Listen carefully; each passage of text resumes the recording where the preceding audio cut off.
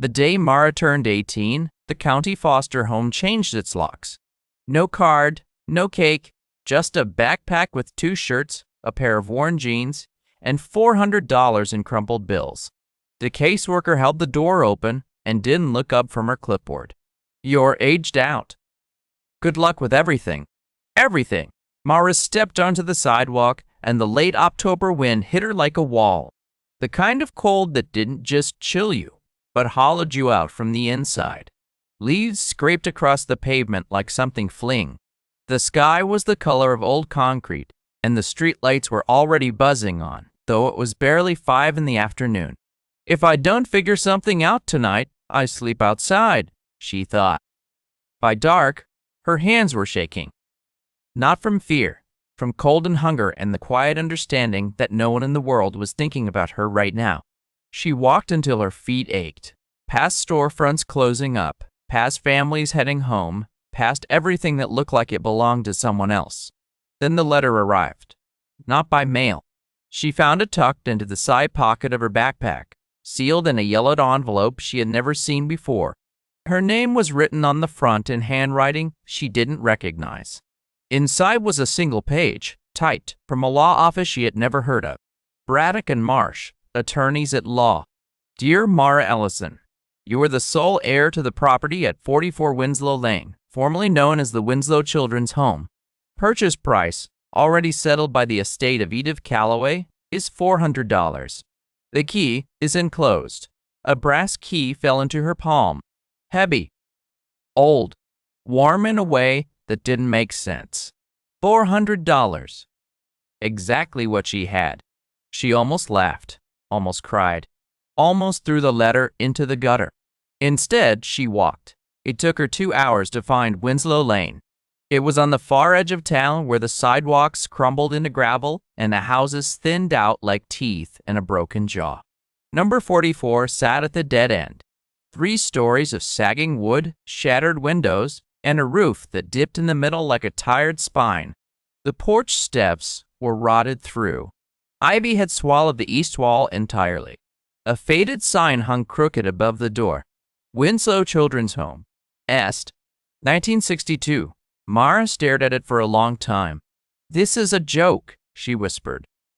"Kid, you don't want to go in there." The voice came from behind a chain-link fence. A man stood in the neighboring yard, arms crossed, watching her with the kind of easy contempt that comes from owning things. His jacket was expensive. His boots were clean. The porch light behind him lit up a mailbox that read Aldrich Fennick in gold letters. "That building's condemned," he said. "Rats, mold, you name it. City's been trying to tear it down for years." Mara looked at him. "I own it." Fenwick's eyebrows rose. Then he laughed. A short, sharp sound. "You own it." He shook his head. "Sweetheart, you don't own a building. You own a liability. Give it 6 months. The city will fine you into the ground and take it anyway." He turned and walked back inside. His door closed with a clean click. Mara stood alone in the dark. Wind pushed through the broken windows, and the building groaned like something alive. She looked down at the key, then at the $400 in her pocket. Every competition, a smile can be your secret strength. She climbed the porch steps carefully, testing each one. The key fit the lock. The door opened with a sound like a long exhale.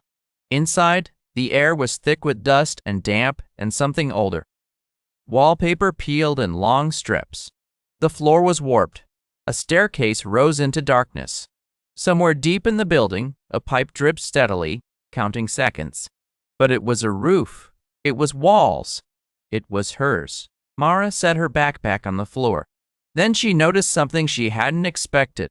A door beneath the staircase. Narrow, reinforced with metal. And on its surface, right at the center, a handprint pressed into what looked like dried clay or plaster. Small, a child's hand. She placed her own hand over it. It matched perfectly. Mara pulled back like she touched a flame. Her heart hammered. "That's not possible," she whispered. The door was locked. Not with a keyhole. With a combination dial, Old brass, heavy, the kind you'd find on a safe. She tried pulling. Nothing. She tried the key from the envelope. It didn't fit. She stepped back and stared at the handprint again. Her handprint. From when? She had no memory of this place. No memory of anyone named Edith Calloway. That someone remembered her. That question kept her up all night. She slept on the floor of what used to be the kitchen, wrapped in both shirts, using the backpack as a pillow. Mice scratched inside the walls. Wind whistled through gaps in the boards. Cold seeped up through the floorboards and into her bones. The next morning, she started working. Not because she had a plan, because stopping meant thinking, and thinking meant drowning. She walked to the hardware store. Spent $40 on a broom, bleach, trash bags, and a cheap flashlight. The cashier looked at her address and frowned. Winslow Lane? That old orphanage? Mara just nodded. Back at the building, she swept. She scrubbed. She pulled down rotted curtains and dragged out trash bags full of debris. Rat droppings, broken glass. Broken. Waterlogged books swollen to twice their size. The smell was overwhelming. Mold and decay and years of nothing. Days blurred together. Cold mornings, raw hands, aching back. She learned to patch holes by watching videos at the library on their public computers. She scavenged wood from a demolished shed 3 blocks over.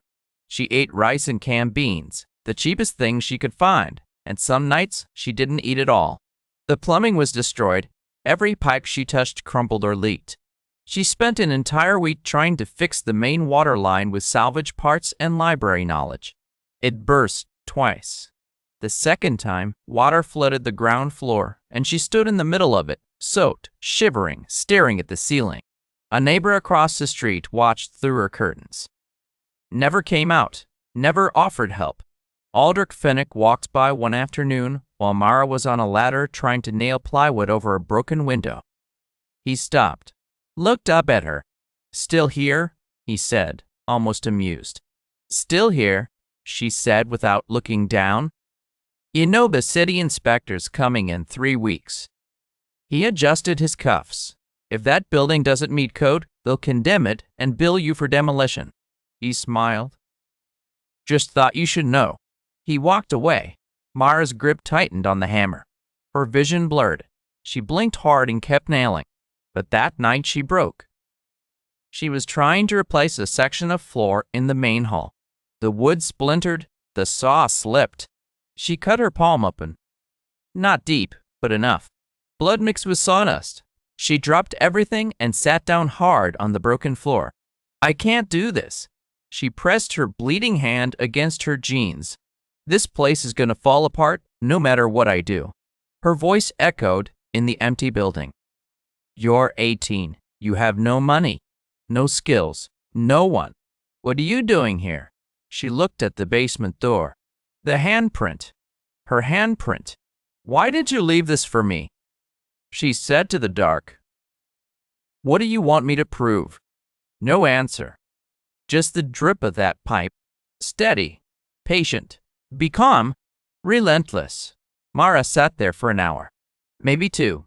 Then slowly, she wrapped her hand in a strip of cloth, picked up the saw, and went back to the floor.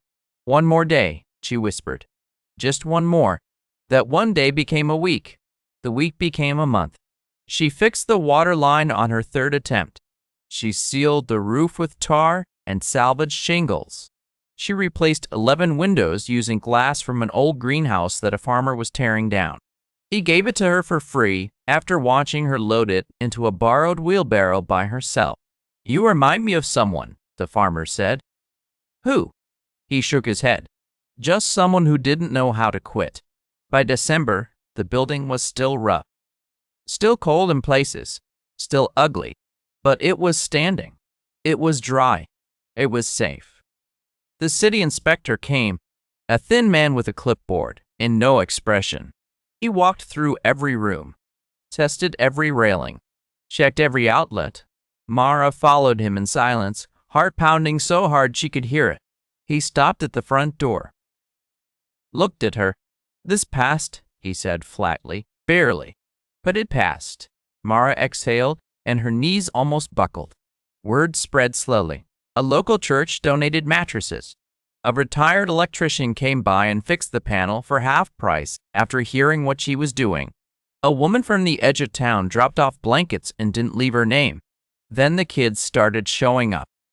First, a 14-year-old boy named Darius ran away from a group home, showed up on her porch at midnight, soaking wet, carrying nothing. Mara opened the door without a word and pointed to the kitchen. There's soup on the stove. Then a girl named Lena. Then 2 brothers, 8 and 10, pulled out of a house that wasn't safe. Then more. Social services didn't have enough beds. Mara had rooms. Slowly, reluctantly, the county started working with her. She didn't take a salary. She barely slept. But every morning there was breakfast on the table, and every night the lights worked and the doors locked from the inside. Then one evening in February, a black SUV pulled up to the curb. Clean, expensive, out of place. Mara was shoveling the front walk when the door opened and Aldrich Fenwick stepped out. He looked different. Smaller, somehow. The arrogance was still there, but it sat on him like a coat that no longer fit. "I need to talk to you," he said. Mara leaned on the shovel. "So talk." He exhaled. "My granddaughter. She's 15. Her mother's gone. I can't." He stopped, pressed his lips together. "She needs somewhere structured, somewhere stable." Silence hung between them. Snow fell softly on the street. Mara studied him. This was the man who told her to give up, who smiled at the thought of her failing, who watched from his warm house while she bled and froze and nearly broke. This was the moment she could turn him away, could let him feel what it was like to have a door close in your face. "What's her name?" Mara asked. Fenwick blinked. "Grace." Mara nodded. "Bring her tomorrow. 7 a.m. She eats breakfast with the others." Fenwick stood there for a long moment. Then he said something she didn't expect. "I was wrong about you." Mara didn't smile. She just picked up the shovel. "You were wrong about this place. There's a difference." He left. Mara watched the taillights disappear, then went back inside where Darius was helping Lena with her homework, and the 2 brothers were arguing over a board game. She didn't feel victorious. She felt steady, and steady was enough. Spring came. The ivy on the east wall bloomed with tiny white flowers that nobody expected. Mara left it. One Saturday morning, she finally returned to the basement door. She had tried the combination lock dozens of times over the months. Random numbers, dates. Nothing worked. But that morning, she sat cross-legged on the floor and stared at the handprint again. Her handprint, pressed into the surface when she was small enough to fit in this hallway without ducking. She looked at the combination dial. 4 numbers. She entered her birthday, month, day, year, 10/15/08. The lock clicked open. Her breath caught. Behind the door, narrow stairs led down into cool darkness. She took the flashlight and descended. The basement was small, dry, surprisingly clean. Stone walls, a single wooden table in the center, and on the table, a tin box and a leather journal, both covered in a thin layer of dust. Mara opened the tin box first. Inside, wrapped in soft cloth, were gold coins. Old ones. Heavy. Real. She counted 12. Her hands trembled. Then she opened the journal. The handwriting was careful, deliberate. The letters of someone who learned to write late in life. The name inside the front cover read, Edith Calloway. The first pages described the orphanage in its early years. Children's names, daily routines, small victories. Then the tone changed. They said an old woman had no business raising children. The county cut my funding. The family stopped fostering. One by one, I watched the kids I loved disappear into a system that didn't love them back. Mara swallowed hard. I kept one. A baby girl leapt on the porch in October. No name, no note. I called her Mara because it means strength in a language I once heard a kind man speak. The room tilted. Mara gripped the edge of the table. She read on. I couldn't keep her. They said I was too old. They took her when she was 3. I fought. I lost. But I never forgot. The entries grew shorter. If you are reading this, then you came back. You found the door. You remembered. Even if you don't know you remembered. Mara's eyes burned. This building is not a gift. It is a question. The same question I ask myself every day for 40 years. When no one believes in what you're building, do you keep building? The final page. The ink darker. Pressed harder. I hid what I had left where only persistence could find it. Not for the clever. Not for the connected. For the one who refuses to walk away. Take care of the children, Mara. You were the first. Make sure you are not the last. Silence. Total, ringing silence. Mara closed the journal, pressed it against her chest, and for the first time since stepping out of that foster home on her 18th birthday, she cried. Not from pain, not from cold, from the quiet, staggering understanding that she had never been forgotten. She sold the coins carefully over the following months. No headlines, no attention. The money went into the building. New heating system, a proper kitchen, books, beds, a smile scholarship fund for any kid who aged out and needed a start. She framed the journal page with Edith's final message and hung it in the front hall where every child who watched through the door would see it. Years later, the Winslow Children's Home had a waiting list. Not because it was fancy, because it was warm and safe and run by someone who understood what it meant to have nowhere else to go. And in the basement, behind an unlocked door, Mara kept the tin box on the table with a new note inside written in her own hand. If you found this, you didn't give up. That's the only thing that ever mattered. So let me ask you something. If you were standing on that dark porch at 18, wind cutting through you, holding a key to something everyone said was worthless, would you have walked in? Or would you have walked away? If this story meant something to you, if it stayed with you even for a moment, hit subscribe. I'll see you in the next one.